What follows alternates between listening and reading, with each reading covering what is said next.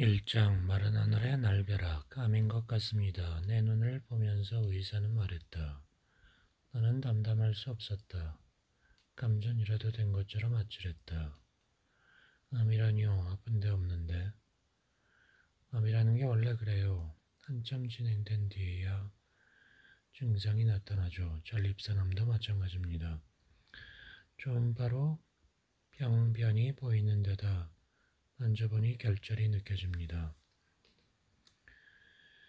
나는 믿지 않았다. 믿을 수 없었다. 비대증인 경우에도 PSA 수치, 프로스테이트 스페시픽 안티젠, 전립선 특이 항원 수치가 높아진다고 하던데요. 어제 오후 인터넷으로 찾아본 얄팍한 지식을 들먹이며 나는 물었다. 20여 년의 제 경험으로 볼 때 암이 맞습니다. 비대증은 커도 물렁물렁한데 선생님의 경우 단단합니다. 큰 병원에 가시는 게 좋겠습니다. 나는 말문이 막혔다. 회사 군청에서 실시한 종합검진 결과가 나온 것은 어제 오후였다. 이메일로 전송받은 결과지를 출력한 나는 표지를 넘겼다. 50대 후반의 나이에다 몸이 예전 같지 않은 것을 느끼고 있는지라 신경이 쓰였다. 종합소견이 있었다. 지금 바로 확인하세요. 라는 코너에 정밀 검진을 권고하는 3가지 사항이 있었다. 혈중 콜레스테롤 수치가 높다는 것과 지방간 확인을 위해 CT 촬영을 해보라는 것은 예상이 가능했고 검진 시에도 들렀던 내용이라 수긍이 되었다. 그에 비해 나머지 하나는 생각하지 못한 것이다. PSA 증가, 비뇨기과 진료 권고라는 제목과 함께 다음과 같은 내용이 있었다. PSA는 종양 표지 인자의 일종으로 전립선암 검출, 치료 후 경과 및 재발 여부를 알고자 할 때 사용합니다. 급성 전립선염일 때에도 증가될 수 있습니다. PSA가 증가되어 있으므로 비뇨기과 상담 및 전립선에 대한 검사를 요합니다.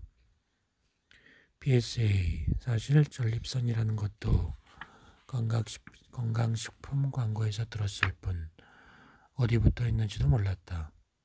그런데도 온몸에 소름이 돋았다. 암이라는 글자 때문이었다. 암이라고 내가 암에 걸렸다고 집으로 돌아온 뒤에도 당혹감이 있었다.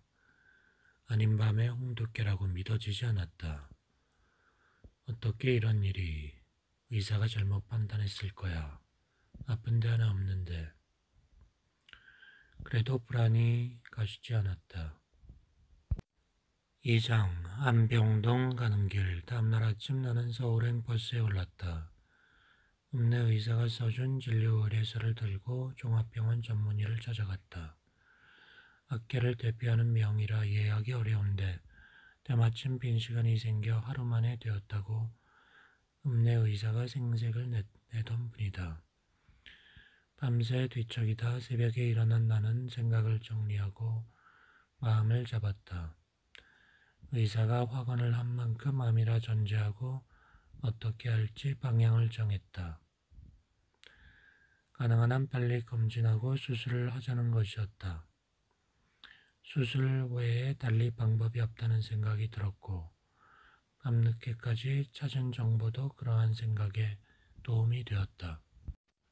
다른 암에 비하면 진행이 느린 작은 암이다. 조기에 발견해 수술하면 완치율이 높다. 로봇 수술도 도입되어 후유증도 적다. 관련 카페와 유튜브에는 전립선암에 대한 정보가 많았다. 나는 여러 사례를 기준으로 지금의 내 상태를 점검했다. 배뇨가 불편한 것은 사실이지만 병이라고 느낄 정도는 아니었다. 지금의 이 상황도 특별한 증상이 있어서가 아니라 건강검진에서 비롯되었다. 그러니 암이라 해도 초기에 가까울 것이다. 빨리 수술을 하고 치료받으면 완치가 가능할 것이다. 수술에 따른 재반 문제도 점검했다. 찾아보니 수술을 할 경우 입원기간이 12여일 내외였다. 통원치료까지 포함해도 한 달 정도면 될 것 같고 병가 처리가 가능하다. 비용도 문제될 게 없었다. 20년간 들었던 암보험이 지난해 만료되어 아쉽지만 대신 가입한 실손보험이 있으니 보험 처리하면 된다. 그러니 하루라도 빨리 검사를 받고 수술을 하자. 이것이 잠을 뒤척이며 고민한 끝에 내린 결론이었다. 병원이 위치한 강남은 서울에서 생활할 때 오가던 곳이었다. 그런데 눈에 보이는 것은 단편이었다. 이곳에 병원이 이렇게 많았나 싶을 정도였다. 그 중에 눈에 띄는 것이 있었다. 제발 전이 전담병원이라는 간판이었다. 제발 전이 전담이라니 암이 얼마나 많이 재발되고 전이 되길래. 그뿐 아니었다. 상호 아래 작은 글씨로 적혀있는 간판도 여러 개였다. 생각해보니 암수술 뒤에는 재발과 전이라는 말이 따라다닌다. 원체가 어렵다는 것이 아닌가. 그러자 심장의 박동이 빨라졌다. 이것으로는 알 수 없으니 검사부터 다시 해봐야 합니다. PSA보다 더 정밀하게 할 수 있는 BCI, CT, MRI 검사를 해봐야 합니다. 암이라면 왜 생긴 건가요? 유전적인 요인을 포함해 여러 가지 원인이 있을 수 있습니다. 검사를 해봐야 알 수 있습니다. 그러나 만화한 대답이었다. 내 심정은 알지도 못하고 관심도 없는 것 같았다. 네이버 검색창에서 전립선암이라는 글자를 입력하고 엔터키를 눌렀다. 검색 결과가 나타났다. 파워링크, 지식백과, 언플루언서, 지식인, 뉴스기사, 도서 등 여러 분야로 구분되어 정보가 끝없이 이어졌다. 유튜브에 접속해 같은 검색을 했다. 암 예방, 암 치료, 자연 치유, 신체 구조, 건강관리, 식습관 등 생각나는 단어를 입력하고 검색을 했다. 이렇게 많은 정보가 있었는데 오해가 밀려왔다. 내 몸에 대해 아는 것이 어려운 게 아니었는데 왜 그렇게 무심했는지. 후회만 하고 있을 순 없다. 두 번 다시 후회하지 않으려면 무죄에서 벗어나는 것이 급선무였다. 나는 컴퓨터와 휴대폰에서 손을 떼지 않았다. 밤이 늦도록 관련 정보를 찾아 읽고 검색했다. 몸의 구조와 기능, 몸에 좋은 음식과 해로운 음식, 식품의 성분과 기능, 알아야 할 것이 한둘이 아니었다. 이렇게 하다 보니 사람마다 하는 얘기도 다르고 체계가 잡히지 않았다. 그래서 찾은 것이 책이다. 틈나는 대로 도서관을 찾았다. 음식과 건강에 대한 책들을 읽고 읽었다. 더글라스 그라함의 싼 음식, 죽은 음식, 콜드웰 에셀스틴의 지방이 범인. 지식은 탐구하면 탐구할수록 갈증을 느낀다. 나는 더 많은 지식을 위해서 KMOOC로 들어갔다. 누구나 원하는 강좌를 들을 수 있는 국가평생교육진흥원에 운영하는 강좌였다. 나는 우리 몸에 관한 강좌 중 몇 개를 선택했다. 나홍식 교수의 생물학적 인간, 중앙대 이무열 교수의 내 안의 우주, 건국대 이상원 교수의 보이지 않는 미생물 세계, 강좌당 15주 내외의 과정으로 구성되어 종합적이고 체계적인 공부의 제격이었다. 나는 식사 시간을 이용해 강의를 들었다. 오래 짚고 천천히 먹는 것이 습관화되면서 식사 시간이 1시간 정도 되었다. 이 시간을 밥만 먹으며 보내기 아까웠는데 강의 수강이 적격이었다. 강의를 들으며 먹으니 지루함도 덜해 일석이조였다. 이해가 어려운 것은 2-3번 들었다. 그렇게 나는 음식 관리와 함께 그것을 받아들이는 몸의 생리에 대해 공부했다. 그와 비례해 엉성하기 짝이 없던 나의 일상 치유 비법도 체계를 갖추었다. 소음과 정보. 아침밥은 꼭 챙겨 먹어야 한다. 아니다. 아침밥은 굶는 게 낫다. 과일의 당도 당이다. 많이 먹으면 안 된다. 아니다. 과일은 섬유질을 함유하고 있어 괜찮다. 커피는 좋다, 나쁘다. 네이버나 유튜브에서 검색하다 보면 같은 식품에 대해 상반된 주장을 하는 경우가 한둘이 아니다. 일반 유튜버들만의 문제가 아니다. 전문가를 자처하는 과학자 사이에서도 이 같은 일이 벌어진다. 한 방송에 나와 논쟁을 벌이기도 한다. 누구 말이 옳고 그른지 알 수가 없다. 이전에는 정보가 부족해 문제였는데 요즘은 넘쳐나서 문제이다. 식품이나 건강에 관한 정보는 더욱 그러하다. 사람들이 관심이 많다 보니 수많은 정보가 올라온다. 문제는 정보의 질이다. 내용에 대한 검증이나 규제 없이 자유롭게 게재하니 거짓 정보가 많다. 사실과 다른 정보, 지엽적인 것을 침소봉대하는 정보 등이 혼란을 가중시킨다. 건강과 질병에 대해 문외한인 나는 난감했다. 몸 안에 있는 암을 생각하면 가려 먹어야 하는데 판단이 서지 않으니 이러지도 저러지도 못하는 진퇴양난의 처지가 답답했다. 먼저 정보를 판단하는 기준이 있어야겠다. 나는 3가지 기준을 마련했다. 첫째는 특정 식품보다 식단 전체의 영양과 균형을 생각했다. 어떤 식품이든 하나하나 놓고 보면 좋지 않은 게 없다. 문제는 전체 식단과의 조화와 균형이다. 식물성 기름을 예로 들 수 있다. 거기에는 오메가3, 오메가6 지방산이 다량 있다. 그래서 권하는 영상이 수없이 많다.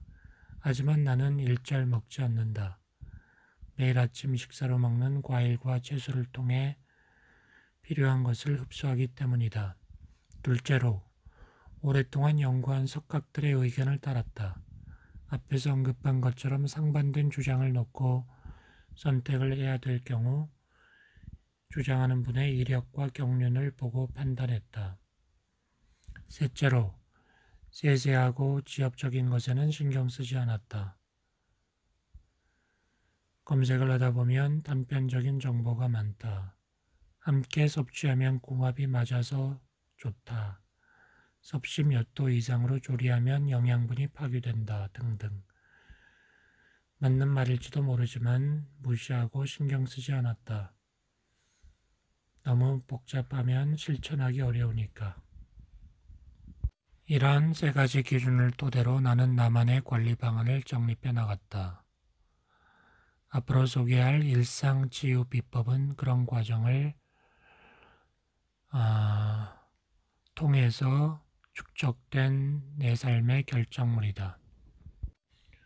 원인과 증상, 이것이 있으므로 저것이 있고 이것이 생김으로 저것이 생긴다. 이것이 없으므로 저것이 없고 이것이 사라짐으로 저것이 사라진다. 불교의 연기법을 거론할 때 인용되는 말이다. 원인이 있으면 결과가 있고 결과가 있으면 원인이 있다. 이 한마디에 석가모니의 불교의 전부가 들어있다. 우리가 사는 세상이 연기 세상이요. 세상의 모든 일이 연기 속에서 이루어진다. 소우주라 불리는 몸속의 세상도 같다. 이것에 의해 저것이 영향을 받고 저것이 달라지면 이것도 달라진다. 관계가 존재에 우선한다. 전체가 개체에 영향을 미친다. 관계와 조화 속에서 의미를 지니게 된다. 암에 대해 공부하면서 불교의 연기론을 떠올린 것은 우연이 아니다. 공부하다 보니 암의 세계에도 부처의 가르침이 적용되는 것을 알았다. 암과 암 종양의 관계가 그러하다.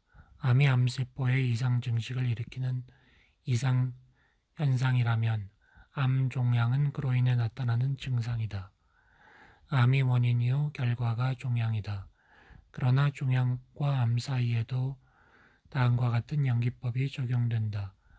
암이 생김으로 암 종양이 생기고 암이 사라짐으로 암 종양이 사라진다.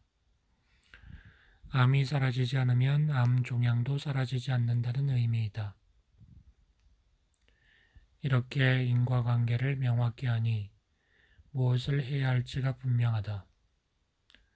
원인이 되는 현상으로서의 암을 치료하면 종양이 사라지는 것이다.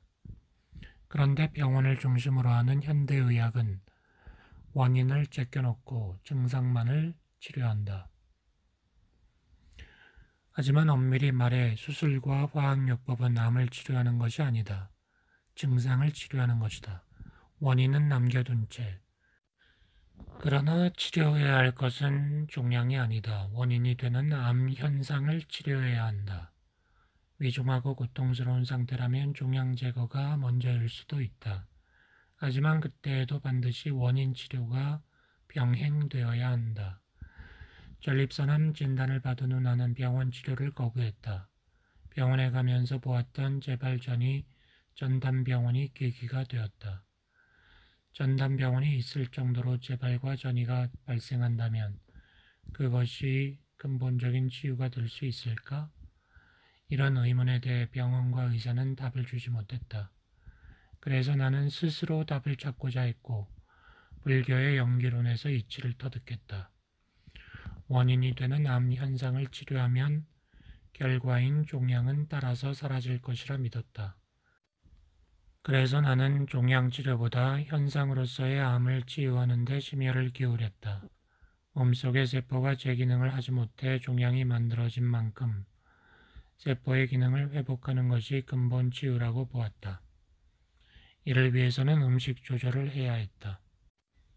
그리고 마음 관리가 필요했다. 독소의 유입을 막고 영양이 풍부한 음식과 산소가 풍부한 공기를 공급해 세포의 기능을 활성화하면 암 종양은 사라질 것이기 때문이다. 단 하나의 질병, 위키백과에 의하면 질병의 종류가 3만여 종에 이른다. 뭔 병이 그렇게 많은지. 암만 해도 그렇다. 위암, 간암, 폐암, 유방암 등등. 이름이라도 들어본 것은 10대까지에 지나지 않는다. 그에 비해 공식적으로는 250종에 달한다.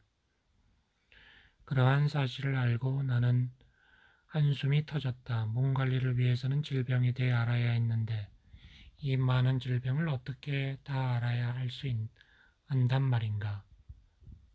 그렇다고 전립선에만 매달릴 수도 없었다. 온몸이 유기적으로 연결되어 영향을 주고받는 만큼 특정 대상에 국한하는 접근은 우를 범할 수 있다. 몸에 대해 안다는 것이 그렇게 어려운 것인가? 그래서 의사, 약사에게 맡기라고 하는 것인가? 그래서 병원의 진료 과목이 늘어나는 것인가? 답답하다. 좀 더 공부를 하고 나자 생각이 바뀌었다.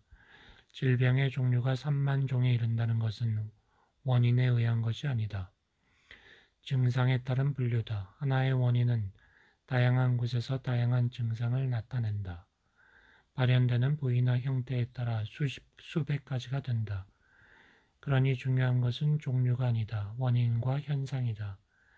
찾아보니 공중보건학에서는 질병의 원인을 3가지로 본다. 숙주 자체의 요인, 병인적 요인, 환경적 요인이 그것이다. 이 중 숙주 자체의 요인은 유전병의 원인이요. 병인적 요인은 감염병의 요인이다. 암과 같은 만성질환은 환경적 요인 때문이다. 이는 곧 환경적 요인을 파악하고 관리하면 증상에 관계없이 통제할 수 있다는 것이다. 원인이 사라지면 증상이 사라질 것이기 때문이다. 국내에도 알려진 베스트셀러 암의 스위치를 꺼라를 쓴 레이먼드 프랜시스는 세상에는 하나의 질병만 존재한다고 말했다. 병명이 무엇이든 증상이 어떻든 모든 질병은 세포의 기능장애라는 것이다. 우리 몸을 이루는 기본 요소인 세포가 어떤 연유로 인해서 본연의 제 기능을 다하지 못하는 것이 질병이라는 것이다. 3만 종에 이르는 질병의 종류는 그로 인해 나타나는 결과일 뿐이다. 이 책을 읽고 나는 체증이 내려갔다. 공부를 하면서 느껴지던 것들이 선명하게 드러났다. 질병의 원인이 하나라는 것은 특별한 의미가 있다. 치료 또한 하나이라는 것을 의미하기 때문이다. 암을 포함해 모든 질병의 원인이 세포의 기능장애라면 그 장애를 개선해 세포의 기능을 회복시키면 모든 질병이 치료될 것이기 때문이다. 더 중요한 의미도 있다. 세포의 기능을 회복시키는 것은 누구나 할 수 있다는 사실이다. 의사만 할 수 있는 게 아니다. 내 몸을 관심 갖고 관찰하면서 음식과 습관, 마음을 관리하면 된다. 내가 하고 있는 일상치유가 그것이다. 프란시스 박사는 또 세포가 기능장애를 일으키는 것은 독성 물질의 과다 흡수와 영양 결핍 때문이라고 말했다. 화학물질로 오염된 음식이나 공기를 통해 독소가 과다하게 유입되는 반면 활동에 필요한 영양분은 공급되지 않아 세포가 기능장애를 일으킨다는 것이다. 동양의학에서는 이미 수천 년 전부터 이런 말을 해왔다. 기의 태과 불급이 그것이다. 기는 몸 안의 흐름을 좌우하는 에너지다. 양자 물리학에서 말하는 파동이다. 이 기가 몸속에서 균형을 이루면 건강하지만 넘치거나 부족하면 질병이 발생한다는 것이다. 치료법도 마찬가지다. 넘치는 기를 덜어내고 부족한 기를 채우면 된다. 쌓인 독소를 배출하고 부족한 영양을 공급하면 된다. 이 또한 일상치유의 음식관리, 습관관리, 마음관리로 귀결된다. 나는 내가 선택한 일상치유에 대해 점점 더 확신을 갖게 되었다.